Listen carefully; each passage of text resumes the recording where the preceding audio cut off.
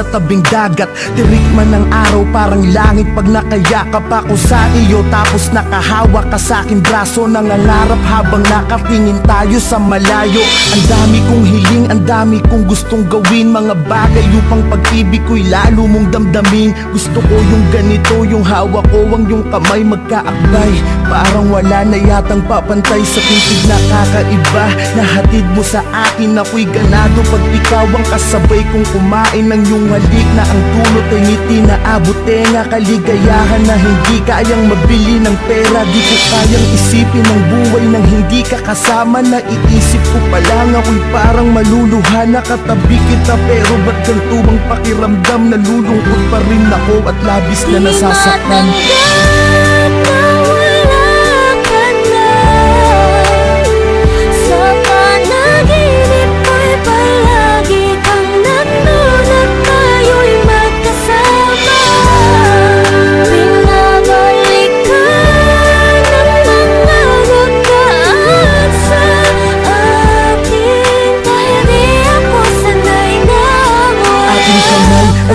Isa at ikinorting puso, tanda ng pag-iibigan nating hindi susuko sa kahit anong hamon sa ating pagsasamahan. Tumanda man tayo, hindi magkakasawaan. Gusto ko yung ikaw ay lagi kong sinusurpresa. Walang imposible pagdating sa'yo, aking prinsesa. Dito tayo sa gitna ng hugis pusong kandila. Magpapaka-romantiko ko upang mapangiti ka. Mga librato natin ay itatali sa mga lobo. Kakantahang kita kahit medyo wala sa tono. Maibadama ko lang kahit sa simpleng paraan kung paano kita mahalin at pahalagahan. Sinusumpa ko sa harapan ni Ama na sa lahat ng sandali at oras mahali ingatan kita. Pero bakit ganito ang bigat ng pakiramdam? Nalulungkot ako parang may problemang dinadamdam.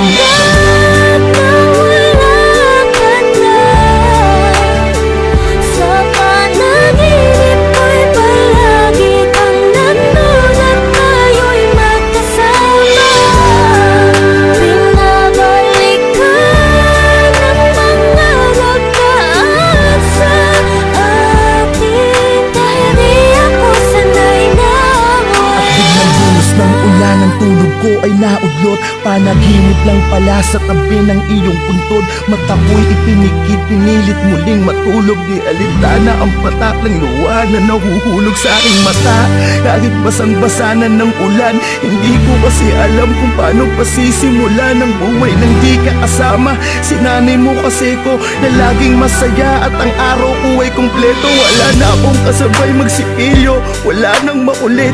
Nauupo lagi dito sa binti ko. Wala na akong kasubuan kapag kumakain. Sa tuwing at 13, wala na akong susurpresahin. Wala na akong bibigyan ng bulaklak at yayakapin sa harapan ng mga taong pumapalakpak. Wala na ang babaeng habang buhay ko mamahalin. Lahat ng yan tanging sa'yo ko lamang kayang gawin.